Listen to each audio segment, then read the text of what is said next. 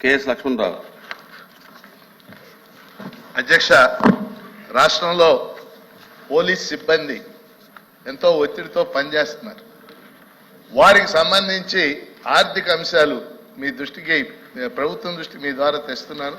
ముఖ్యంగా దిగువ స్థాయిలో ఉన్నటువంటి కానిస్టేబుల్స్ వీళ్ళందరూ కూడా సరెండర్ లీవులు, అడిషనల్ సరెండర్ లీవులు బకాయిలు రాక ఇబ్బంది పడుతున్నారు.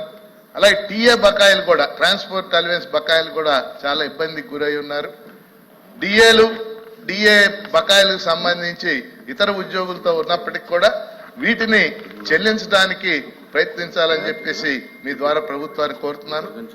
లక్కీగా ఆర్థిక మంత్రి గారు ఇక్కడే ఉన్నారు, హోం మంత్రి గారు కూడా ఇక్కడే ఉన్నారు. కాబట్టి పోలీస్ సిబ్బందికి సంబంధించిన ఈ బకాయిలు, ముఖ్యంగా సరెండర్ లీవులు, టీఏలు, వీటిని చెల్లించడానికి తగిన చర్యలు తీసుకోవాల్సిందిగా మీ ద్వారా కోరుతున్నాను.